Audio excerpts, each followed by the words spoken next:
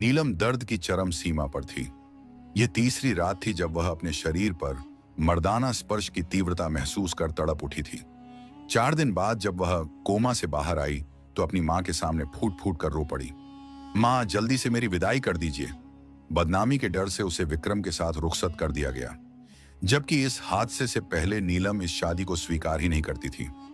सुहाग रात की रात वह विक्रम के डर से कांपती हुई एक कोने में सहमी बैठी थी। तभी विक्रम धीरे से फुसफुसाया, सुहाग रात तो मैं पहले ही मना चुका हूं, मुझसे डरने की जरूरत नहीं। यह सुनकर नीलम की सांसें जैसे थम सी गई। वह स्तब्ध रह गई, जैसे जीवन की सारी उम्मीदें एक पल में बिखर गई हों। एक जमाने की बात है, एक बहुत ही खूबसूरत और समृद्ध राज्य था जिसका नाम था रामपुर। इस राज्य में हरे भरे खेत, ऊंचे ऊंचे महल और सुंदर बगीचे थे। राज्य के राजा बहुत ही न्यायप्रिय और दयालु थे। इसी राज्य में 2 बड़े और इज्जतदार परिवार रहते थे। एक परिवार के मुखिया थे राजा के करीबी सलाहकार देवराज सिंह, और दूसरे परिवार के मुखिया थे राज्य के बड़े व्यापारी सुरेंद्र सिंह। दोनों परिवारों में बचपन से ही गहरी दोस्ती थी। देवराज सिंह के घर एक बेटा था जिसका नाम था विक्रम। विक्रम बचपन से ही बहुत तेज और साहसी था। वह घोड़े की सवारी में माहिर था और तलवारबाजी भी अच्छी तरह से जानता था। उसके पिता उसे राज्य के कामों में हाथ बंटाने के लिए तैयार कर रहे थे। दूसरी तरफ सुरेंद्र सिंह के घर एक बेटी थी जिसका नाम था नीलम। नीलम बहुत ही सुंदर और होशियार लड़की थी। उसकी आंखें काजल जैसी काली थीं और चेहरा चांद की तरह चमकता था। वह गुरुकुल में पढ़ाई करती थी और घर के सारे काम भी बखूबी संभालती थी। नीलम और विक्रम बचपन से एक दूसरे को जानते थे, क्योंकि दोनों परिवार अक्सर एक दूसरे के यहाँ आया जाया करते थे। लेकिन समय के साथ साथ एक अजीब सी परेशानी खड़ी हो गई। विक्रम नीलम को सिर्फ एक बचपन की दोस्त नहीं मानता था, वह उससे दिल से प्यार करने लगा था। जब भी वह नीलम को देखता, उसका दिल तेजी से धड़कने लगता। उसकी हंसी, उसकी बातें, उसका चलना फिरना, सब कुछ विक्रम को अच्छा लगता था। उसने कई बार नीलम को अपने मन की बात बताने की कोशिश की, लेकिन हर बार हिम्मत नहीं जुटा पाया। एक दिन विक्रम ने अपने दिल की बात नीलम के सामने रख ही दी। वह राज्य के बगीचे में टहल रहे थे जब विक्रम ने कहा कि वह नीलम से शादी करना चाहता है। लेकिन नीलम ने साफ शब्दों में मना कर दिया। उसने कहा कि वह विक्रम को सिर्फ एक अच्छा दोस्त मानती है और दोस्तों से शादी नहीं होती। यह बात सुनकर विक्रम का दिल टूट गया। उसे लगा जैसे किसी ने उसके सीने में तीर मार दिया हो। इसके बाद विक्रम बहुत परेशान रहने लगा। वह दिन रात नीलम के बारे में ही सोचता रहता। उसकी नींद उड़ गई और खाना पीना भी छूट गया। उसके पिता देवराज सिंह को जब यह बात पता चली तो उन्होंने अपने बेटे से बात की। विक्रम ने अपने पिता को सब कुछ बता दिया कि वह नीलम से कितना प्यार करता है और उसके बिना नहीं रह सकता। देवराज सिंह ने सोचा कि यह तो बहुत अच्छी बात है। नीलम एक अच्छे घर की लड़की है और सुरेंद्र सिंह उनके पुराने दोस्त हैं। उन्होंने तय किया कि वह सुरेंद्र सिंह के पास जाकर विक्रम और नीलम की शादी की बात करेंगे। लेकिन विक्रम को इतना धैर्य नहीं था। वह जल्दी में था और नीलम को किसी भी तरह से अपनाना चाहता था। विक्रम का एक दोस्त था जिसका नाम था अरुण। अरुण बहुत ही चालाक और शरारती किस्म का लड़का था। जब विक्रम ने उसे अपनी परेशानी बताई तो अरुण ने एक योजना बनाई। उसने कहा कि अगर नीलम मानने को तैयार नहीं है तो उसे जबरदस्ती मनवाना होगा। अरुण ने विक्रम को समझाया कि वह नीलम को किसी तरह से राजी कर ले। विक्रम शुरू में हिचकिचाया, लेकिन प्यार की दीवानगी में उसने अरुण की बात मान ली। एक दिन की बात है जब नीलम अपनी सहेलियों के साथ गुरुकुल से घर जा रही थी। रास्ता थोड़ा सुनसान था और आसपास कोई नहीं था। तभी अचानक विक्रम अपने घोड़े पर सवार होकर वहां आया। उसके हाथ में तलवार थी और चेहरे पर एक अजीब सी चमक थी। नीलम उसे देखकर चौंक गई। उसे समझ नहीं आया कि विक्रम यहाँ क्या कर रहा है। विक्रम ने घोड़े से उतरकर नीलम के सामने तलवार निकाल ली। उसने कहा कि अगर नीलम उसके साथ नहीं चली तो वह खुद को नुकसान पहुंचा लेगा। नीलम डर गई। उसने अपनी सहेलियों को इशारा किया कि वे भाग जाएं और किसी को बुला लाएं, लेकिन विक्रम ने उन्हें भी धमकी दी कि कोई आगे नहीं बढ़ेगा। नीलम ने बहुत मिन्नतें की। उसने हाथ जोड़े और कहा कि यह सब गलत है, लेकिन विक्रम ने एक न सुनी। उसने जबरदस्ती नीलम को अपने घोड़े पर बिठाया और तेजी से एक सुनसान जगह की ओर ले गया। वह जगह राज्य के बाहरी इलाके में एक पुरानी हवेली थी जहां कोई नहीं रहता था। वहां पहले से ही पंडित जी बैठे हुए थे जिन्हें अरुण ने बुलाया था। विक्रम ने नीलम को हवेली के अंदर ले जाकर कहा कि वह चुपचाप बैठ जाए, वरना उसे पछताना पड़ेगा। नीलम रोने लगी। वह समझ नहीं पा रही थी कि यह सब क्या हो रहा है। उसने विक्रम से कहा कि वह उसका दोस्त था और दोस्त ऐसा नहीं करते। लेकिन विक्रम ने कहा कि उसे नीलम से शादी करनी है, चाहे कुछ भी हो जाए। उसने पंडित जी को इशारा किया और शादी की रस्में शुरू हो गईं। नीलम ने बहुत मना किया, लेकिन विक्रम ने जबरदस्ती उसका हाथ पकड़ा और 7 फेरे पूरे करवा दिए। यह सब होते होते शाम हो गई थी। नीलम थक गई थी और उसकी आंखों से लगातार आंसू बह रहे थे। विक्रम ने उसे वापस उसके घर छोड़ने का फैसला किया। जब वह नीलम को लेकर सुरेंद्र सिंह की हवेली पहुंचा तो सबको बहुत हैरानी हुई। नीलम की मां पार्वती देवी और उसके पिता सुरेंद्र सिंह बहुत परेशान हो गए थे, क्योंकि नीलम समय पर घर नहीं पहुंची थी। जब उन्होंने देखा कि नीलम विक्रम के साथ है और उसकी हालत खराब है, तो उन्हें समझ आ गया कि कुछ बड़ी गड़बड़ हो गई है। विक्रम ने सुरेंद्र सिंह को सब कुछ बता दिया कि उसने नीलम से शादी कर ली है। यह सुनकर सुरेंद्र सिंह को बहुत गुस्सा आया, लेकिन अब कुछ नहीं हो सकता था। समाज के नियमों के हिसाब से नीलम अब विक्रम की पत्नी बन चुकी थी। उसी रात देवराज सिंह और विक्रम दोनों सुरेंद्र सिंह की हवेली पहुंचे। हवेली के बड़े कमरे में एक भारी चुप्पी छाई हुई थी। दीपक की रोशनी में सबके चेहरे साफ दिख रहे थे। विक्रम अपने सिर को झुकाए बैठा था। उसके बगल में देवराज सिंह बैठे थे और सामने सुरेंद्र सिंह चुपचाप बैठे थे। कुछ पल बाद देवराज सिंह धीमी आवाज में बोले, सुरेंद्र भाई, मैं जानता हूं कि हालात अच्छे नहीं रहे, लेकिन जो हो गया सो हो गया। अब आप बच्चों की बात को क्यों अधूरा छोड़ रहे हैं? विक्रम अपनी गलती मानता है और दिल से शर्मिंदा भी है, लेकिन आप तो बिल्कुल हाथ पांव छोड़कर बैठ गए हैं। अगर माँ बाप ही बैठ जाएंगे तो रिश्ते कैसे जुड़ेंगे? वह नीलम को इज्जत देना चाहता है, उसे सम्मान के साथ घर लाना चाहता है। कम से कम इस बात का तो ख्याल करें कि हमारा रिश्ता बहुत पुराना है और आप मेरे विक्रम को पसंद भी करते हैं। सुरेंद्र सिंह कुछ देर चुप रहे, फिर थोड़ा आगे झुककर गहरी सांस लेते हुए धीमे लेकिन मजबूत आवाज में बोले, देवराज भाई, मैं आपकी बात दिल से समझ रहा हूं, लेकिन यकीन करें, दिल पर पत्थर रखकर कह रहा हूं कि मैं कुछ भी कर लूं, वह राजी नहीं है। जब लड़की ही नहीं चाहती तो जबरदस्ती करके दोनों की जिंदगी बर्बाद करने का क्या फायदा? वह साफ कहती है कि विक्रम एक जालिम है और वह कभी उससे शादी नहीं कर सकती। जो कुछ उनके बीच हुआ सबके सामने है। अब आप ही बताइए, अगर मेरी बेटी की जगह आपकी बेटी होती तो क्या आप भी उसे मनाने की कोशिश करते? यह कहते हुए वे थक से गए, जैसे समझाते समझाते अब उनके पास कहने को कुछ नहीं बचा था। देवराज सिंह चुप हो गए थे, उनके होंठ कांप कर रह गए। कुछ पलों बाद विक्रम ने चुप्पी तोड़ी और सीधा होकर बोला, काका, मैं उससे दिल से प्यार करता हूं। यह बात आप क्यों नहीं समझ रहे? अगर मेरी बहन के साथ ऐसा होता और उसका पति उससे प्यार करता तो मैं खुशी से उसका हाथ उसके पति के हाथ में रख देता। लेकिन यहां तो सब लोग शादी को ही गलत ठहराने पर तुले हैं। उसकी बात पूरी भी नहीं हुई थी कि दरवाजा खुलने की आवाज आई और सबकी निगाहें मुड़ी। नीलम कमरे में आई। 23 साल की एक खूबसूरत लड़की, सफेद साड़ी में गंभीर चेहरे और तेज निगाहों के साथ। उसकी नजरें सीधी विक्रम पर थीं, जिनमें नफरत और दर्द का मिला जुला एहसास था।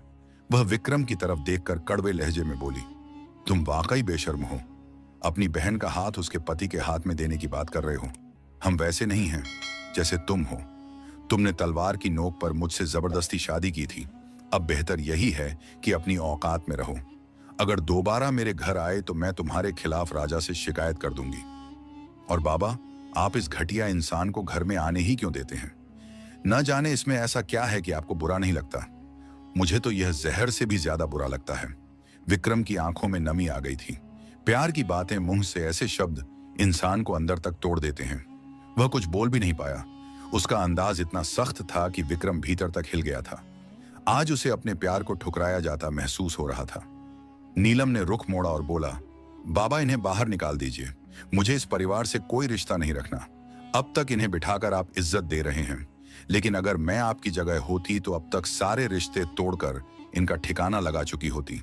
देवराज सिंह बिना सोचे बोल पड़े, क्या आप हमारे साथ भी ऐसा ही करने का इरादा रखती हैं, जबकि हमारा कोई कसूर नहीं? मगर नीलम ने उन्हें सीधे देखते हुए कहा, काका, मैं आपकी बहुत इज्जत करती हूं, लेकिन अब बहुत हो गया। भगवान के लिए मुझे चैन से जीने दीजिए। आप भी अपने बेटे के लिए उस गुनाह को माफ कर रहे हैं जिसकी सजा कभी नहीं भूलेगी, क्योंकि मैं इस आदमी को कभी माफ नहीं करूंगी। यह जालिम है, इसमें दया नहीं है। मैंने इससे कितनी मिन्नतें की, हाथ जोड़े, कहा कि यह जुल्म मत करो, लेकिन इसने जबरदस्ती शादी की और मेरे आत्मसम्मान को रौंद डाला। मैं इसे कभी माफ नहीं करूंगी और इस जालिम का साथ देने वाले किसी को भी नहीं, चाहे वह मेरा बाप ही क्यों ना हो। इतना कहकर वह मुड़ी और तेज कदमों से कमरे से निकल गई। उसके जाते ही दरवाजा धीरे से बंद हुआ और पीछे रह गए तीनों पुरुष बस चुपचाप उस बंद दरवाजे को ताकते रह गए, जैसे शब्द भी उनका साथ छोड़ चुके हों। कमरे में गहरी चुप्पी छा गई थी, जैसे हर आवाज थम गई हो। दीवार पर लटका दीपक अपनी सामान्य रोशनी से जल रहा था, लेकिन उस वक्त उसकी आवाज भी गूंजती हुई महसूस हो रही थी। सुरेंद्र सिंह ने एक गहरी सांस ली, आंखें बंद करके कुछ पल सोचते रहे, फिर धीरे से उठे और दोनों हाथ जोड़े। उनकी आवाज में नरमी भी थी और थकान भी। माफ कीजिएगा भाई साहब, लेकिन अब आप जा सकते हैं। उसने साफ शब्दों में कह दिया है कि वह कोई रिश्ता नहीं रखना चाहती, कम से कम अभी तो बिल्कुल नहीं। उसे कुछ समय दीजिए, क्या पता वह इस रिश्ते को समझना शुरू कर दे, भले ही यह नामुमकिन सा लगे। विक्रम ने चौंक कर अपने ससुर को देखा। उसकी आंखों में घुटन, दर्द और गुस्से का मिला जुला भाव था। वह रुके हुए लहजे में बोला, यह सब आपकी डील का नतीजा है काका। मैंने शादी आपकी मर्जी से की थी, आप ही ने कहा था कि तलवार की नोक पर शादी कर लो। अब देखिए आपकी बेटी का हाल। उस दिन मैंने मना किया था कि जबरदस्ती वो बिल्कुल नहीं मानेगी, बस शोर मचाएगी, लेकिन आपको लगा कि मैं बकवास कर रहा हूं। अब देखिए नतीजा। खबरदार जो अब आप दया की बातें करके खुद को बेकसूर साबित करने की कोशिश करें, आप भी बराबर के हिस्सेदार हैं। सुरेंद्र सिंह ने एक पल को नजरें चुराई, जैसे खुद से आंख मिलाने की हिम्मत नहीं रही हो। फिर थके हुए लहजे में बोले, मुझे नहीं पता था कि मेरा तुम्हें एक सुझाव देना इतना भारी पड़ जाएगा। तुम उसे प्यार से मना सकते थे विक्रम, लेकिन तुमने भी जबरदस्ती।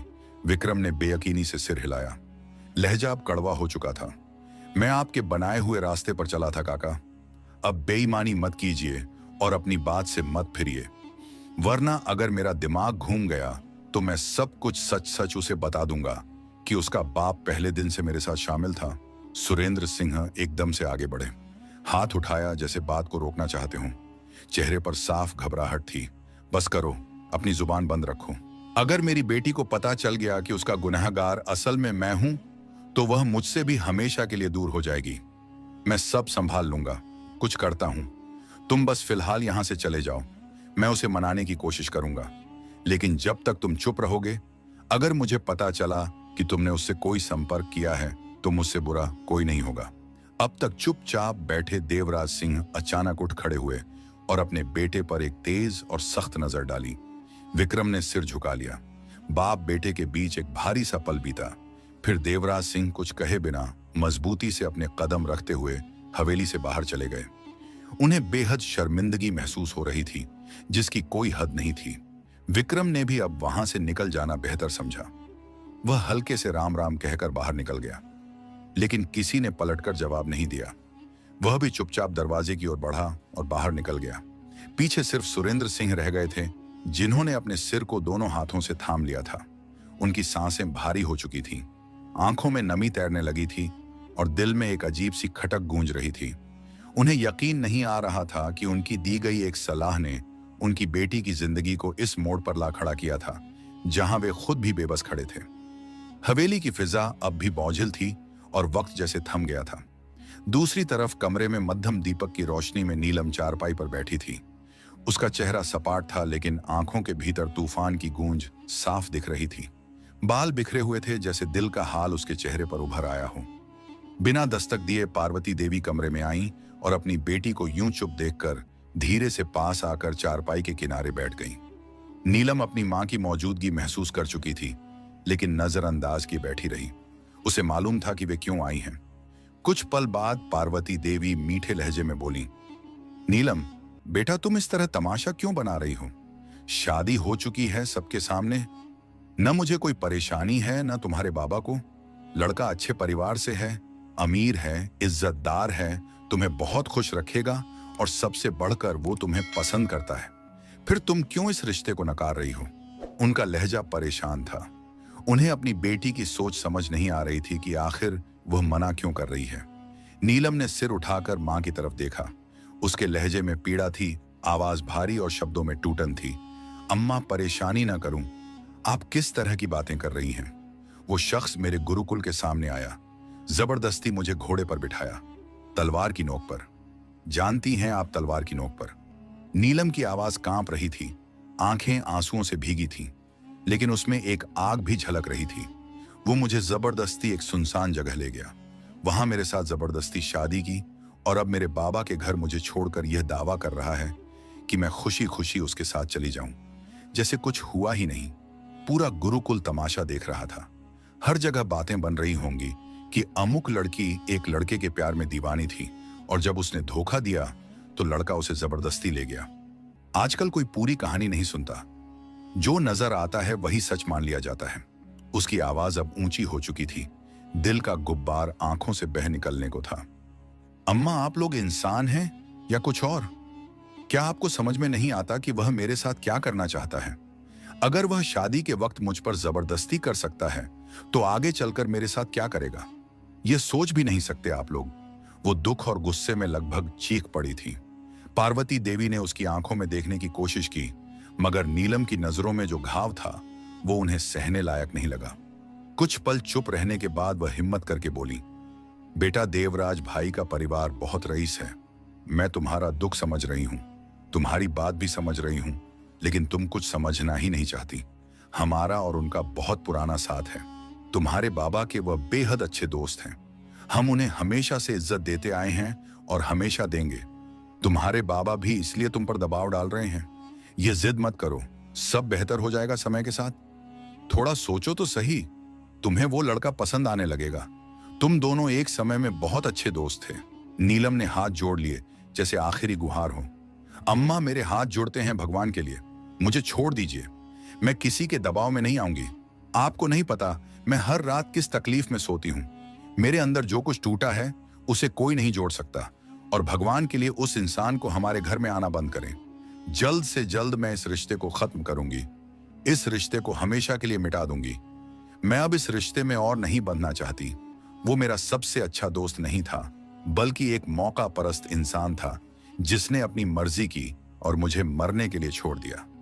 पार्वती देवी ने गहरी सांस ली, उनकी आंखों में भी नमी आ चुकी थी। वे धीमे स्वर में बोली, तुम बाद में बहुत पछताओगी नीलम। जिंदगी ऐसे फैसलों पर सब्र नहीं करती, सजा देती है। नीलम की आंखों में अब आंसू नहीं थे, बस एक जमी हुई आग थी। वह धीमे मगर पूरे यकीन के साथ बोली, मंजूर है पछताना, लेकिन मैं उस आदमी से कभी शादी नहीं करूंगी, चाहे मुझे अपनी जान ही क्यों ना देनी पड़े। यह कहते हुए वह चुपचाप पलटी और कमरे से बाहर चली गई। पार्वती देवी वहीं बैठी रह गईं। उनके हाथों की मुट्ठियां कस चुकी थीं और दिल में बार बार यही सवाल गूंज रहा था, क्या वाकई मेरी बेटी सही कह रही है? आपको क्या लगता है, क्या विक्रम ने जो किया वो सच में प्यार था या सिर्फ अपनी मनमानी? कमेंट में जरूर बताइए। शाम के धुंधलके में राज्य की रोशनियां घोड़े की पीठ पर बैठे विक्रम के चेहरे पर पड़ रही थी।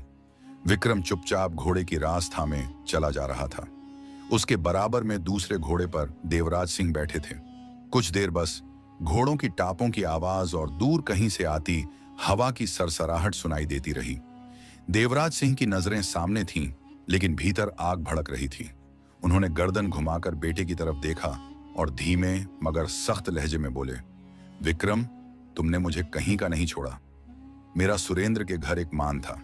वो लड़की हमेशा मेरे सामने सिर झुकाकर बात करती थी, और आज वही लड़की मेरे सामने किस अंदाज में बोल रही थी। शर्म आती है मुझे तुम्हें अपना बेटा कहते हुए। विक्रम ने एक पल को अपने पिता की तरफ देखा, फिर नजरें वापस रास्ते पर टिका दी। देवराज सिंह ने बात जारी रखी, तुम्हें इतनी क्या जल्दी थी, वो भी तलवार की नोक पर शादी? क्या इसलिए मैंने तुम्हें तलवार रखने की इजाजत दी थी ताकि तुम शादी करते फिरो? बिल्कुल अक्ल नहीं है तुम में। अपनी मां पर गए हो, जल्दबाज इंसान। मैंने वादा किया था कि मैं रिश्ता लेकर जाऊंगा, लेकिन तुम तो खुद ही अपने बाप बन गए। अब देखो नतीजा। विक्रम ने दांत भींचे और गुस्से में बोला, बाबा, आपके दोस्त की बेटी खुद को बहुत समझदार समझने लगी है। इतनी अक्ल आ गई है उसे कि मेरे प्यार को भी ठुकरा रही है।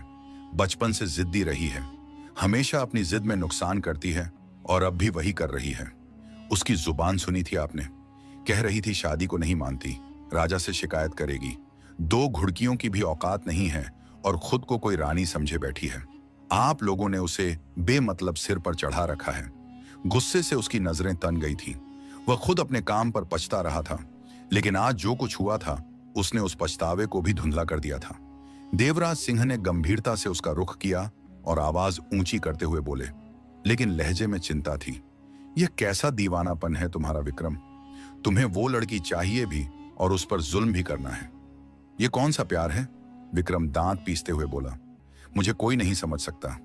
आप भी नहीं, काका सुरेंद्र भी नहीं।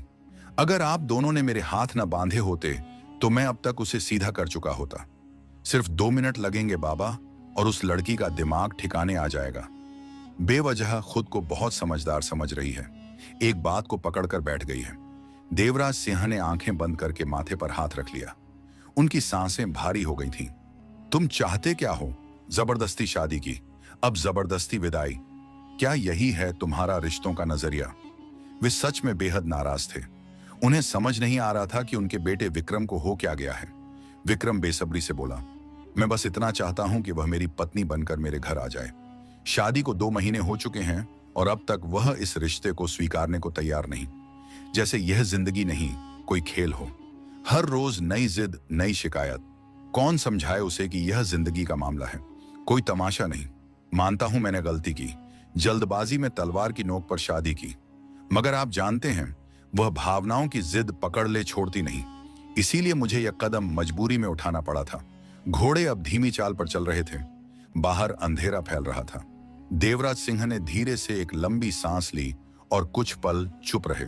उनकी आंखें बेटे के चेहरे पर टिकी थीं, मगर जैसे शब्द उनका साथ छोड़ चुके थे। फिर वे सिर्फ इतना कह सके, मुझे समझ आ चुका है। तुम्हें समझाना पत्थर को पानी पिलाने जैसा है। तुम्हें सिर्फ अपनी मर्जी चाहिए, चाहे रिश्ता हो या इंसान। और यही तुम्हारी सबसे बड़ी भूल है, क्योंकि वह एक इंसान है जिसे समझना तुम्हें हर हाल में सीखना होगा। जल्दबाजी तुम्हारे इस रिश्ते को बर्बाद कर देगी। विक्रम ने कोई जवाब नहीं दिया। घोड़े फिर चल पड़े थे, मगर बाप और बेटे के बीच जो दूरी थी वो हर बीतते पल के साथ और बढ़ती जा रही थी। 3 घंटे बाद एक छोटी सी गली में एक जगह थी जहां कुछ लोग इकट्ठे होते थे। मध्यम रोशनी में कुछ लोग बैठे बातें कर रहे थे और दूर कोने में विक्रम अकेला बैठा था। उसके हाथ में शराब का गिलास था और आंखें सामने की भीड़ पर टिकी थीं। चेहरे पर गहराई थी, माथे पर हल्की शिकन, जैसे दिमाग में कई सवाल उलझे हुए हों। कुछ पल ही बीते थे कि पीछे से एक हाथ उसके कंधे पर आया और आवाज गूंजी, ओहो, कहां खो गए यार? लगता है भाभी के ख्यालों में गुम हो। विक्रम चौंका, पलटा तो देखा कि उसका दोस्त अरुण बगल वाली जगह पर बैठ चुका था। विक्रम ने गिलास नीचे रखा और थोड़े परेशान अंदाज में बोला, बकवास मत कर, इतना समय लगा दिया तुमने। कहा था आधे घंटे में आओगे, मैं यहाँ 1.5 घंटे से बैठा हूं। अब तो चलने का समय हो गया है। देर से पहुंचा तो बाबा फिर बातें सुनाएंगे। वैसे भी आजकल उनका मूड मेरे लिए वैसे ही गर्म रहता है। कोई भी गलती की तो 2 थप्पड़ तैयार हैं। अरुण हंसा, वैसे तुम्हारे साथ ऐसा होना चाहिए।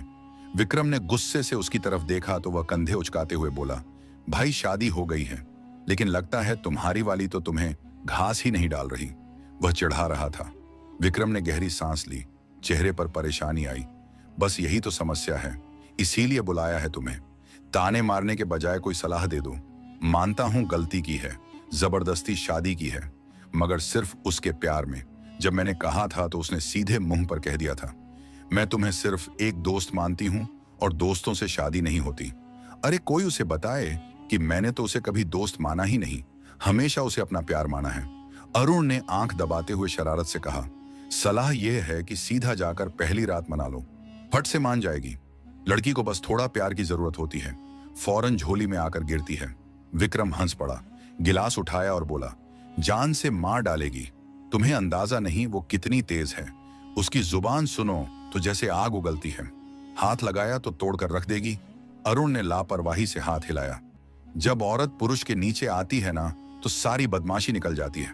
मेरी मान यही कर डाल, विदाई से भी मना नहीं करेगी। वह बेतकल्लुफी से बोला। विक्रम ने गहरी नजर से अपने दोस्त को देखा, कुछ पल सोचता रहा, फिर धीरे से बोला, यार शादी जबरदस्ती की है। अगर अब भी कोई कदम जबरदस्ती उठाया तो वह मुझे कभी माफ नहीं करेगी, ये मैं जानता हूं। वह वैसी नहीं है और मैं नहीं चाहता कि किसी भी तरह की जबरदस्ती करके अपने रिश्ते को बर्बाद करूं।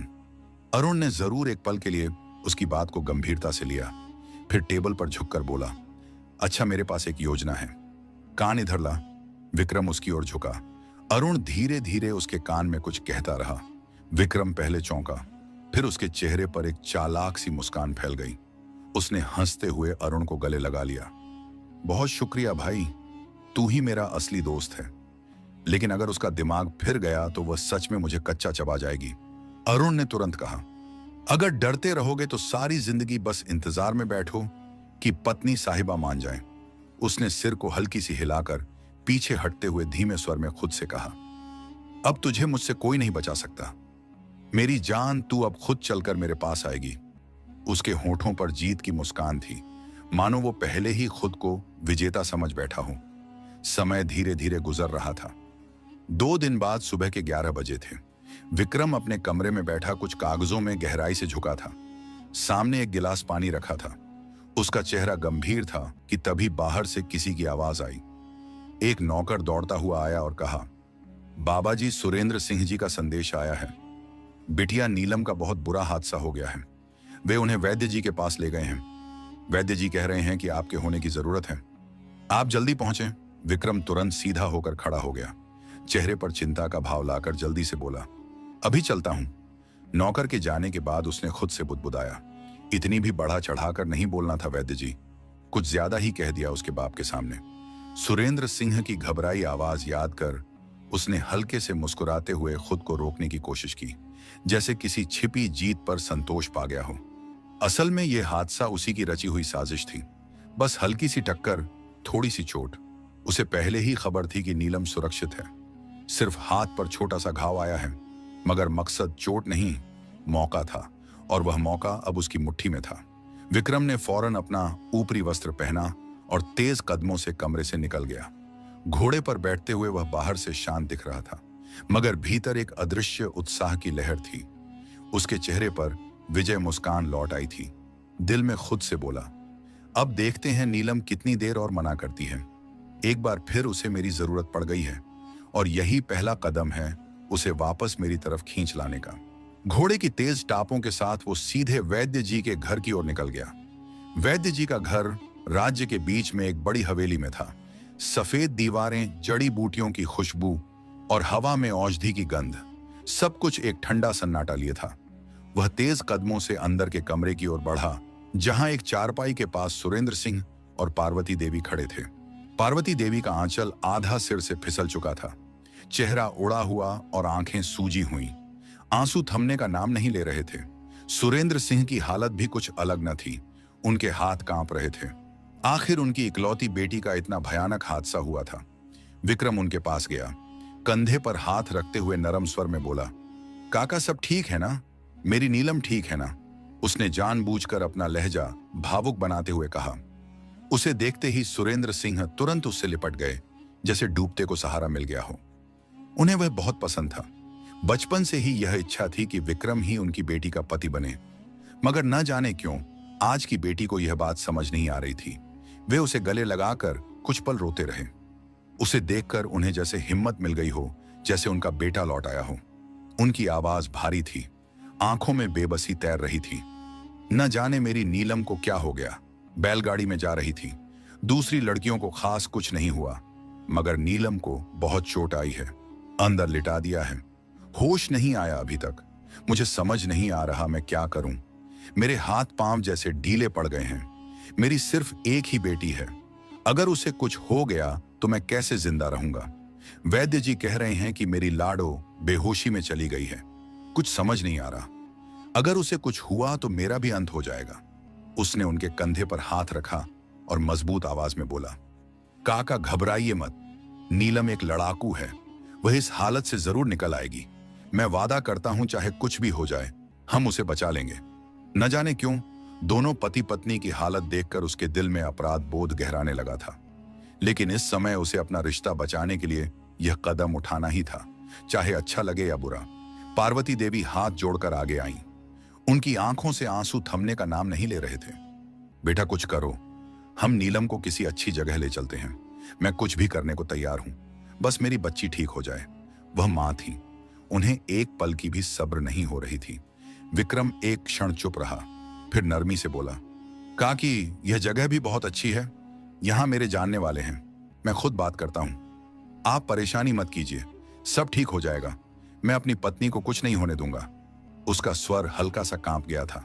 उसने एक नजर दोनों पर डाली। अंदर ही अंदर उसका अपराध बोध और बढ़ गया था। उसे पता था कि अगर उसकी आग बबूला पत्नी को यह सच पता चल गया कि उसने झूठ बोलकर उसके मां बाप को इस हालत तक पहुंचा दिया है, तो वह उसे जान से मार डालेगी। यह सोचते ही उसके शरीर में झुरझुरी दौड़ गई। उसने दोनों को बाहर बिठाया और खुद उनके सामने घुटनों के बल बैठ गया। आपकी बेटी मेरी पत्नी है काकी, आप परेशान मत होइए, मैं सब संभाल लूंगा, उसे कुछ नहीं होगा। और मैं यह भी पता लगवाऊंगा कि उस बैलगाड़ी को नुकसान किस बदनसीब ने पहुंचाया जिसकी वजह से नीलम आज इस हाल में है। मैं अभी वैद्य जी से बात करता हूं, वो बहुत मजबूत है, जो भी मुमकिन हुआ मैं करूंगा। आप बस दुआ कीजिए, अगर यहां इलाज ठीक से नहीं हुआ तो हम उसे और बेहतर जगह ले जाएंगे। सुरेंद्र सिंह ने उसका हाथ थामा, आंखों में शुक्रगुजारी थी। पार्वती देवी दुआओं में डूबी हुई थी। वह उठा, कमरे के दरवाजे की ओर बढ़ गया। उसके कदमों में दृढ़ता थी, दिल में बेचैनी और चेहरे पर एक कठोर मगर आशावादी सुकून। लेकिन दिल बहुत अजीब हो रहा था। बार बार यही लग रहा था कि उसे यह नहीं करना चाहिए था। दोनों बुजुर्ग बहुत दुखी हो रहे थे, पर अपने रिश्ते को बचाने के लिए वह मजबूर था और यह झूठ बोलना उसकी मजबूरी बन गया था। जैसे ही उसने दरवाजा खोला, कमरे की धीमी रोशनी और जड़ी बूटियों की खुशबू उसकी नाक में समा गई। एक और नीलम बेहोश पड़ी थी, चेहरे पर सफेद कपड़ा, हाथ में पट्टी।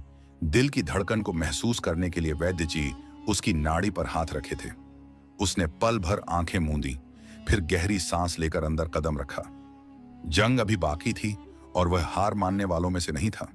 कमरे की धीमी रोशनी में एक अजीब सी चुप्पी पसरी थी। दीवार के पास रखे बर्तनों की हल्की खनखनाहट और वैद्य जी की धीमी आवाज उस सन्नाटे में गूंज रही थी। विक्रम धीरे धीरे कदम रखता कमरे में दाखिल हुआ। उसके कदमों की आवाज फर्श पर दबकर रह गई थी। कमरे के बीच में एक तरफ चारपाई पर वह लेटी थी, पीला चेहरा, बंद आंखें, सांसें धीमी चल रही थीं। दो वैद्य उसके पास खड़े कुछ बात कर रहे थे। विक्रम ने धीरे धीरे चलकर चारपाई के पास जाकर अपने हाथ सीने पर बांध लिए। नजरें उसके चेहरे पर टिक गईं। मुख्य वैद्य ने विक्रम की मौजूदगी का एहसास करते ही चेहरा मोड़ा। मैं आपका ही इंतजार कर रहा था। आपके कहने के मुताबिक हमने बाहर उनके मां बाप को डरा दिया है। आप बिल्कुल निश्चिंत रहें, सिर पर मामूली चोट है, लेकिन आपकी बात पर हमने बेहोशी की दवा दे दी है ताकि उन्हें होश ना आए और बाहर वालों को लगे कि वह गहरी बेहोशी में है। विक्रम की आंखें एक पल को ठहर गईं। वो चारपाई पर लेटी लड़की की ओर झुका, उसकी बंद आंखों को देखा जैसे उनमें छिपे किसी सच को पढ़ना चाहता हो। फिर धीमी ठंडी आवाज में बोला, जिसमें न कोई भावना थी न हमदर्दी, सिर्फ एक तय किया हुआ फैसला। यह लड़की कम से कम 4 दिन तक पूरी तरह बेहोश रहनी चाहिए। होश अगर आए भी तो बस खाने के समय हल्की सी चेतना हो, बाकी समय पूरी तरह लाचार नजर आनी चाहिए। अगर इसे होश आ गया तो मेरे लिए बहुत बड़ी मुश्किल खड़ी हो जाएगी। ये हमारी बातें सुन तो नहीं सकती। आवाज में शंका थी और लहजा और भी धीमा हो गया था। वैद्य जी ने सिर हिलाते हुए कहा, नहीं, ये कुछ नहीं सुन सकती। हमने पूरा शरीर सुन्न कर दिया है। आप निश्चिंत रहिए, इस बेहोशी की दवा से कोई नुकसान नहीं होगा। विक्रम ने सिर हिलाया और कहा, ख्याल रखिएगा, मुझे कोई शिकायत नहीं चाहिए। अगर यह लड़की बीच में होश में आ गई तो सब कुछ तबाह हो जाएगा। किसी भी कीमत पर यह 4 दिन बेहोश रहनी चाहिए। उस समय वह सचमुच बेरहमी की सारी हदें पार कर चुका था। अपने रिश्ते को बचाने के लिए वह किसी भी हद तक जाने को तैयार था।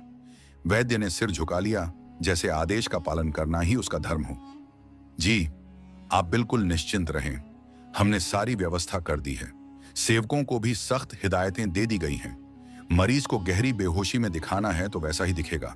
आपकी ओर से कोई शिकायत नहीं मिलेगी, इसका मैं वादा करता हूं। आपने हमें जो दान दिया है उसका पूरा परिणाम आपको मिलेगा। विक्रम ने गहरी सांस ली। चारपाई के सिरहाने खड़ा कुछ क्षण उसे चुपचाप देखता रहा, जैसे कुछ सोच रहा हो। फिर वह पीछे हटा और हाथ से दोनों वैद्यों को जाने का इशारा किया। धन्यवाद, अगर कोई भी समस्या हो तो तुरंत मुझे सूचना देना। जी जरूर, हम सतर्क हैं, कहकर दोनों वैद्य धीरे धीरे कमरे से बाहर चले गए। अब विक्रम अकेला रह गया था। कमरे की चुप्पी एक बार फिर छा गई। उसने अपने कपड़े को ठीक किया। कमरे की रोशनी उसकी आंखों में चुभ रही थी, मगर उसके चेहरे पर कोई भाव नहीं थे। वह चारपाई के पास जाकर झुका, उसके कान के करीब जाकर धीमे से बोला, अब तुम कुछ नहीं कर सकती, कुछ भी नहीं। तुम्हारी चुप्पी मेरे पक्ष में गवाही बनेगी। वह गहरी नींद में डूबी थी। शरीर पर थकान की परछाइयां थीं, सांसें बिखरी हुई थीं, माथे पर पसीने की नमी थी। विक्रम उसके पास झुका और उसके माथे पर एक नरम, बेहद प्यार भरा स्पर्श रखा और चुपचाप उसका चेहरा निहारता रहा, जैसे कोई अपनी सबसे कीमती चीज को देख रहा हो। वह बुदबुदाया, मेरी जान कहां आसानी से मान जाती हो, लेकिन तुमने मुझे मजबूर कर दिया। मैं तुम्हें प्यार से अपनाना चाहता था, इज्जत से, मगर तुम्हारी जिद, तुम्हारी चुप्पी मुझे यह सब करने पर मजबूर कर रही है। उसने गहरी सांस ली, अपना ऊपरी वस्त्र उतारकर पास रखी कुर्सी पर रखा। धीरे धीरे अपने स्पर्श से वह उसके चेहरे को महकाने लगा था। वह बेहोशी में भी कसमसाई, लेकिन उसे कोई फर्क नहीं पड़ा। वह अपना पूरा वजन उस पर डालकर गर्दन को अपने अधीन कर चुका था। उसके हाथों को कसकर पकड़े वह उस पर इस तरह हावी हुआ कि कुछ क्षणों को उसकी अपनी सांसें भी उखड़ गईं। उसके होंठों को अपने होंठों से छूते हुए अब उसकी नजर उसके शरीर पर थी। उसके हाथ बेझिझक पूरे शरीर पर घूम रहे थे। वह धीरे धीरे अपनी सीमाएं भूलता जा रहा था। उसने बहुत आराम से उसके कपड़े खिसकाए और अपने होंठ वहां रख दिए। धीरे से कमरे के दीपक की बत्ती कम कर दी थी और पल भर में वह उसके साथ बहकता चला गया था। उसे यह पता ही नहीं चला कि वह बेहोश शरीर हर एहसास को भीतर तक महसूस कर रहा था। समय जैसे ठहर गया था। दिन और रात का फर्क मिट गया था। वह हर रात उसके पास आता। वह बेहोशी में धुंधली आंखों से किसी का स्पर्श, किसी की सांसें, किसी की पकड़ महसूस करती, लेकिन समझ नहीं पाती कि वह कौन है, क्यों है और यह सब क्यों हो रहा है। कई बार वह चीखने चिल्लाने की कोशिश करती, मगर बेहोशी के कारण वह अपने हाथ तक नहीं उठा पाती थी। बस चुपचाप चारपाई पर लेटी रहती और वह स्पर्श सहती रहती जो उसे अंगारों पर घसीट देता था। समय तेजी से बीत रहा था। 4 दिन बीत चुके थे। चौथे दिन सुबह जब सूरज की हल्की रोशनी खिड़की से छनकर भीतर आई तो उसकी पलकों में हरकत हुई। 4 दिन बाद बेहोशी का असर टूट रहा था। वह खुद भी होश में आना चाहती थी, इसलिए वह रात के बजाय सुबह ही होश में आ गई। आंखें खुली, वह सन्न रह गई। आंखों में अविश्वास, शरीर में झंझनाहट और दिल में डर की गहरी लकीरें थीं। पूरा वजूद उसे खाली खाली लग रहा था। जो कुछ इन 4 दिनों में उसके साथ हुआ वह उसकी आत्मा को झकझोर चुका था। वह चाहे जितनी भी घमंडी रही हो, लेकिन वह एक इज्जतदार पिता की बेटी थी और उसे लगने लगा था कि जैसे वह खुद खत्म हो चुकी है। शर्म के मारे उसकी जान गले में अटक गई थी। वह दुनिया को क्या मुंह दिखाएगी, यह सोच ही उसका दम घोंट रही थी। होंठ कांपने लगे थे, आंखों से चुपचाप आंसू बहने लगे थे, जैसे कोई सपना बार बार देखा गया हो और अब वह सच्चाई बनकर सामने आ खड़ा हुआ हो। कुछ ही पलों बाद उसने सिसकियों के साथ रोना शुरू कर दिया था। उसे अपना पूरा शरीर दर्द में डूबा महसूस हो रहा था, जैसे भीतर का सारा बोझ एकाएक बाहर निकल आया हो। कमरे के बाहर बैठी उसकी मां ने आवाज सुनकर दरवाजा खोला और फौरन भीतर आ गई। अपनी बेटी को होश में देखकर एक पल को पार्वती देवी कुछ बोल ही नहीं पाई। भगवान का जितना धन्यवाद करती उतना कम था, लेकिन उसे इस तरह बिलखता देख वह परेशान होकर उसके पास पहुंची और उसकी ओर देखती हुई नरमी से बोली, क्या हुआ बेटी? वह उसके पास बैठ गई, हाथ थामा, माथे पर चूमा। उनकी आंखों से भी आंसू बह निकले थे। वह उस समय अपनी बेटी की हालत को समझ नहीं सकती थी। कितनी दुआएं मांगी थीं, कितनी मन्नतें मांगी थीं कि उनकी बेटी ठीक हो जाए, बेहोशी से बाहर आ जाए। वह रो रो कर हिचकियां ले रही थी। अम्मा, आप जल्दी से विक्रम से बात करें, मेरी विदाई करवा दें। मैं तैयार हूं। मैं किसी भी बात पर कोई परेशानी नहीं करूंगी। सादगी से रस्में हो जाएं, मुझे सब मंजूर है। उसकी आवाज में वह दर्द था जो आत्मा को भी हिला दे। पार्वती देवी हैरान रह गईं। क्या हुआ है? क्यों रो रही हो? किसने कुछ कहा है? और यह विक्रम की बात कहां से आ गई? सब ठीक है बेटा, तुम कैसी महसूस कर रही हो? मैं वैद्य जी को बुलाऊं? उन्होंने उसकी हालत को नजरअंदाज करते हुए सिर्फ अपनी बेटी की चिंता की। वह हिचकियों के बीच बोली, अम्मा, मैं बदनाम हो जाऊंगी। कोई कुछ भी समझे, लेकिन आप बस मेरी विदाई करवा दें इसी हफ्ते, वरना कुछ हो गया तो मैं खुद को खत्म कर लूंगी। पार्वती देवी ने उसके आंसू पोंछे, लेकिन चेहरे पर उलझन साफ झलक रही थी। मगर हुआ क्या है? तुम तो कहती थी कि तुम अभी तैयार नहीं, तुम्हें वह लड़का पसंद नहीं, तुम इस रिश्ते को खत्म करना चाहती हो। वह बिल्कुल ही उलझ गई थी। बेटी की अचानक ऐसी जिद सुनकर वह गहरे सदमे में थी। मगर वह लड़की संभल कर पूरी ठंडक से बोली, मैं बिल्कुल ठीक हूं, सब कुछ ठीक है, बस अब और इंतजार नहीं हो सकता। मुझे कुछ नहीं चाहिए, मैं शादी करना चाहती हूं, अपना घर बसाना चाहती हूं। आप फौरन तैयारियां शुरू करें, मैं बिल्कुल ठीक हूं, मुझे कुछ नहीं हुआ। पार्वती देवी हैरत से उसे देखती रही। उन्हें समझ ही नहीं आया कि यह वही लड़की है जो 4 दिन बेहोशी में रही और अब अचानक इतनी बड़ी बात कर रही है। वह अभी तो पूरी तरह स्वस्थ भी नहीं थी। कमरे में सन्नाटा छा गया, सिर्फ उसकी सिसकियां सुनाई दे रही थीं। पार्वती देवी उसके चेहरे को देखती रही, जैसे कुछ समझने की कोशिश कर रही हो, मगर बिना कुछ कहे बस उसके बालों में हाथ फेरती रही। समय धीरे धीरे गुजरता रहा और अचानक फैसले ने सबको चौंका दिया। किसी ने नहीं सोचा था कि वह इतनी आसानी से मान जाएगी और विक्रम के साथ विदाई के लिए तैयार हो जाएगी। विदाई से पहले विक्रम ने भी सीधे सीधे उससे पूछा था, क्या यह तुम्हारा अपना फैसला है? और उसने बिना किसी झिझक के कहा था, हाँ, यह मेरा अपना फैसला है, मैं विदाई के लिए तैयार हूं। विक्रम जानता था कि यह राजी होना इतनी जल्दबाजी में क्यों दी गई, लेकिन उसे यकीन नहीं हो रहा था कि वह वाकई इतनी जल्दी मान जाएगी। उसे लगा था कि होश में आने के बाद वह घर वालों के सामने रो रो कर शिकायतें करेगी, लेकिन वह एक शर्मीली लड़की निकली जिसने इज्जत के नाम पर एक शब्द तक नहीं कहा, बस चुपचाप नजरें झुकाए बैठी रही। शादी की रस्में बेहद सादगी से हुई, न कोई भीड़, न कोई तामझाम, न कोई खास रस्में, बस कुछ मंत्र पढ़े गए और उसे विक्रम के साथ विदा कर दिया गया। दूसरी तरफ भी विक्रम ने कह दिया था कि किसी तरह की कोई रस्म नहीं चाहिए, उसकी तबीयत ठीक नहीं है, वह आराम करना चाहती है। उसकी बात को अहमियत दी गई और उसे सीधे कमरे में ले जाया गया। वह पलंग के एक किनारे पर बैठी अपनी उंगलियां मरोड़ते हुए किसी अनकहे डर में डूबी हुई थी। अंदर का दर्द और बीते 4 दिन किसी डरावनी कहानी की तरह मन में घूम रहे थे। शादी कैसे हुई वह भूल चुकी थी। याद बस यही था कि उसकी इज्जत मिट्टी में मिल चुकी है, कोई उसकी जिंदगी तबाह कर चुका है। उसकी सांसें बार बार तेज हो रही थीं, आंखें दरवाजे पर जमी थीं, हर आहट पर दिल कांप उठता। बस एक ही डर सता रहा था, अगर विक्रम को सच्चाई का पता चल गया तो वह उससे कैसा व्यवहार करेगा? क्या वह उसे छोड़ देगा? और फिर जब सच सबके सामने आएगा तो हर कोई उसकी तरफ उंगली उठाएगा, कोई उससे शादी नहीं करेगा, उसका चरित्र उछाला जाएगा। बस यही ख्याल उसे बेचैन कर रहे थे। समय जैसे थम सा गया था। कुछ ही पल बीते थे कि दरवाजा खुला और विक्रम अंदर आया। चेहरे पर वही हल्की सी मुस्कान जो वह अक्सर दिखाया करता था। उसने दरवाजा बंद किया और धीरे धीरे कदम बढ़ाते हुए उसकी ओर आया। कमरे में गहरी चुप्पी छा गई थी, केवल दिल की धड़कनों की आवाज महसूस हो रही थी जो इस तनाव में और तेज हो गई थी। उसकी मौजूदगी से नीलम का सारा वजूद डर के मारे सिमट गया था। उसके हाथ पैर कांपने लगे थे। विक्रम उसके करीब आकर पलंग के दूसरे किनारे बैठ गया। वह कुछ कहने ही वाला था कि नीलम ने कांपती आवाज में कहा, मुझे तुमसे कुछ कहना है, मैं झूठ से इस रिश्ते की शुरुआत नहीं करना चाहती। विक्रम ने गौर से उसकी तरफ देखा। उसके चेहरे पर डर और सच्चाई एक साथ कांप रहे थे। उस पल उसे अपनी पत्नी पर बेहद प्यार आया। कितनी सीधी थी वह। कुछ पल चुप रहकर उसने नरमी से उसका हाथ थामा और उसे अपने करीब कर लिया। वह जैसे एक झटके में उसकी पकड़ में आ गई थी। वह नाजुक सी लड़की भला इस मजबूत इंसान का कैसे सामना करती?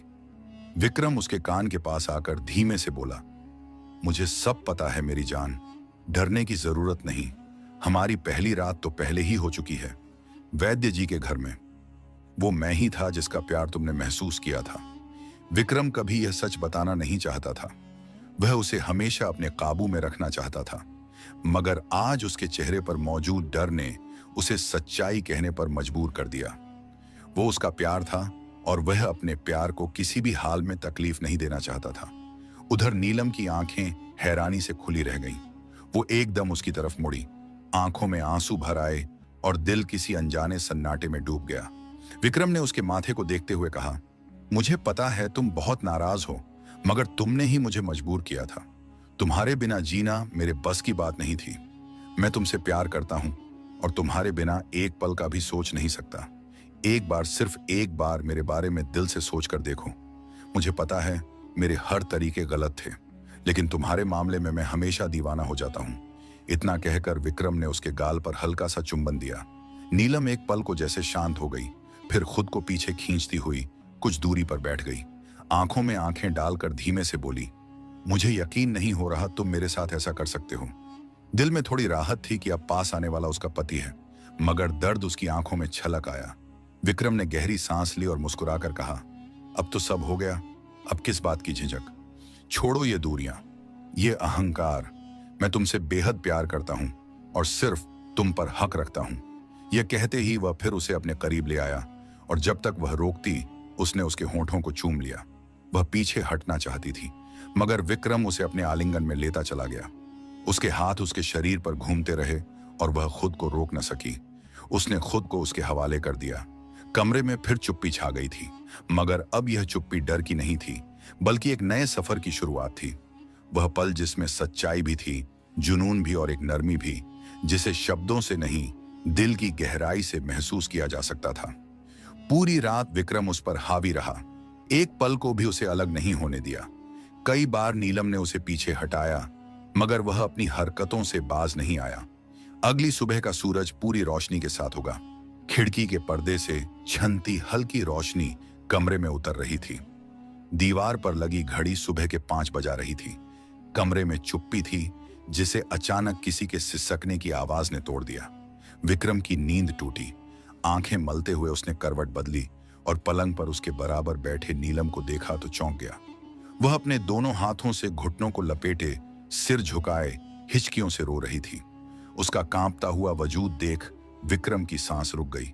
वह धीमे से उसके पास आया, प्यार से उसका हाथ पकड़ना चाहा, मगर नीलम ने झटके से हाथ छुड़ा लिया। आंखों से आंसू बह रहे थे, मगर चेहरा गुस्से से लाल था। वह कांपती आवाज में बोली, मुझे मेरे माँ बाप के घर छोड़ दो। तुमने मेरी आत्मा को चोट पहुंचाई है, मैं तुम्हें कभी माफ नहीं करूंगी। तुमने मेरी इज्जत रौंदी है विक्रम। पूरी रात तुमने मुझे महसूस किया, जबकि मैंने कई बार तुम्हें रोका था। तुम जालिम हो। दोस्ती का वास्ता देकर तुमने मेरी कमजोरी का फायदा उठाया। पहले वो जबरदस्ती की शादी और फिर वैद्य जी के घर में तुमने सब कुछ बर्बाद कर दिया। मेरी इज्जत, मेरा सम्मान, मेरा भरोसा, सब कुछ। विक्रम कुछ बोलना चाहता था, मगर उसकी तेज आवाज के सामने चुप रहना ही बेहतर समझा। विक्रम ने बेचैनी से अपने दोनों हाथों से सिर थाम लिया और फिर उठकर नीलम के सामने बैठ गया। तुमने ही मुझे मजबूर किया नीलम। मैं तुमसे प्यार करता था, कभी तुम्हें नुकसान पहुंचाने का सोचा भी नहीं, लेकिन तुमने मेरे प्यार को एक खेल समझा। हमेशा मेरी भावनाओं और मेरे प्यार का मजाक बनाया।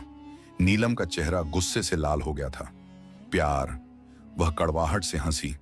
इसे प्यार कहते हो? शर्म नहीं आती? नफरत है मुझे तुमसे विक्रम। तुम जैसे पुरुष सिर्फ इस्तेमाल करना जानते हैं। तुमने मेरा भरोसा तोड़ा, मेरी खुददारी को कुचला। मैं कभी माफ नहीं करूंगी तुम्हें। वह तुरंत बोला, तुम गलत समझ रही हो। लेकिन नीलम की सहनशीलता की हद पूरी हो चुकी थी। एक ही पल में वह उठी और जोरदार तमाचा उसके चेहरे पर जड़ दिया। कमरे में तमाचे की गूंज फैल गई। विक्रम स्तब्ध रह गया और नीलम की आंखों में गुस्सा और एक अजीब सी खालीपन था। जाओ तुम और तुम्हारा यह झूठा प्यार।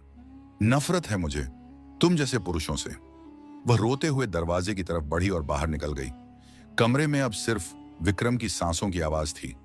वह वहीं पलंग पर बैठा रहा, पत्थर की तरह जड़, कुछ समझ पाने से लाचार। प्यार, इज्जत, रिश्ता, सब कुछ उस एक पल में चकनाचूर हो गया था। 1.5 हफ्ते बाद समय धीरे धीरे बीत रहा था। बैठक में सन्नाटा छाया था। शाम की परछाइयां दीवारों पर फैल चुकी थीं। विक्रम चुपचाप गद्दी पर बैठा, हाथ में तलाक के कागज पकड़े था। आंखों के नीचे हल्के काले घेरे और बेचैनी से कागज के किनारों को सहला रहा था। तभी दरवाजा खुला। वह अंदर आई, सफेद सादा कपड़ों में, थकी हुई सी, आंखों में उदासी ली। दोनों की यह पहली मुलाकात थी। उस घटना के बाद विक्रम तुरंत खड़ा हुआ, नजरें झुकाते हुए कागज उसकी ओर बढ़ाई। इस पर दस्तखत कर दो, फिर मैं भी कर दूंगा। जब तुम मुझे अपना पति मानती ही नहीं, तो इस रिश्ते को ढोने का क्या फायदा। अब वह थक चुका था। लड़ते लड़ते प्यार अब उसे सजा लगने लगा था। कुछ पल चुप्पी रही, फिर नीलम उसकी आंखों में झांकते हुए बोली, यही थी तुम्हारी मोहब्बत। एक तमाचे के बाद सब कुछ खत्म। विक्रम चौंका, जैसे यह शब्द उसके सीने को चीर गए हों।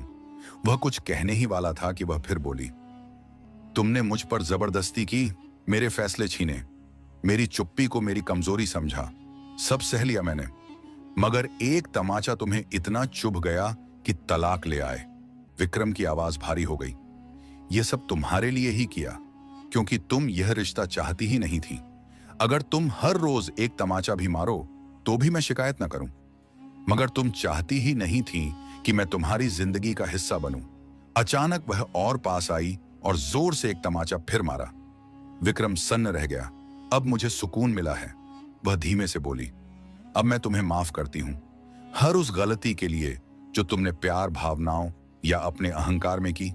विक्रम के चेहरे पर हल्की मुस्कान उभरी। वह पहला पुरुष था जो पत्नी से तमाचा खाकर भी मुस्कुरा रहा था। वह हंसकर बोला, अगर पहले ही तमाचा मार देती तो यह सारा तमाशा ना बनता। वैद्य जी के यहां कितने पैसे खर्च किए मैंने, वैद्यों ने तो जेब ही खाली कर दी। वह दिल से हंसी। पहली बार तुम जैसे पुरुषों के साथ यही होना चाहिए था। बाबा ने सब बता दिया है। उन्हें तुम बहुत पसंद हो और शादी वाले दिन उन्होंने ही कहा था कि किसी तरह मुझे मना लो। हाँ, तलवार की नोक पर शादी का विचार भी उन्हीं का था, लेकिन तुमने दोस्ती तक का लिहाज ना रखा। उसकी बात पर विक्रम ने शर्मिंदा होकर नजरें झुका ली। कृपया माफ कर दो, प्यार में अंधा हो गया था। जब तुमने साफ मना किया तो मुझे लगा बस यही एक रास्ता बचा है। वह आगे बढ़ी, उसके सामने रुकी और बोली, सच तो है, प्यार में इंसान पागल हो जाता है, लेकिन अब सीख लिया ना। अब अगर दोबारा प्यार हो तो थोड़ा होश में करना। विक्रम ने शरारत से कहा, अगर दोबारा प्यार हो मतलब? वह मुस्कुराई, अभी तमाचा मारा है मतलब प्यार अब भी है, पर अब एक शर्त है, दोस्ती रहेगी इज्जत से, समझदारी से और बराबरी के साथ। विक्रम ने सिर हिलाया, हंसते हुए कहा, तुमसे बेहतर सिखाने वाला कोई हो भी नहीं सकता। वे दोनों साथ बैठ गए। विक्रम ने तलाक के कागज फाड़ डाले, छोटे छोटे टुकड़े बनकर फर्श पर गिरते गए। दोनों एक दूसरे को देखकर हंसे, आंखों में नमी लेकिन दिल में सुकून। अब यह रिश्ता किसी जबरदस्ती, गलती या जिद का नहीं था, बल्कि समझ, सच्चाई और प्यार का था। इस कहानी का सबसे दिल छू लेने वाला पल कौन सा लगा, बताइए कमेंट में। क्या एक तमाचा ही काफी था सब गलतियों को माफ करने के लिए, या नीलम को और सजा देनी चाहिए थी? असली जिंदगी में अगर ऐसा कुछ हो जाए तो लड़की को क्या करना चाहिए? माफ करना चाहिए या घर छोड़कर चले जाना? इस वीडियो को देखकर आपके दिल में क्या एहसास जागा? अपनी भावनाएं कमेंट में जरूर लिखें। आगे की कहानी आप किस तरह की देखना पसंद करेंगे? अपना टॉपिक कमेंट में लिखें। अगली वीडियो जल्द ही आ रही है। अगर वीडियो पसंद आई हो तो लाइक करें और ऐसी ही कहानियां सुनने के लिए सब्सक्राइब जरूर करें।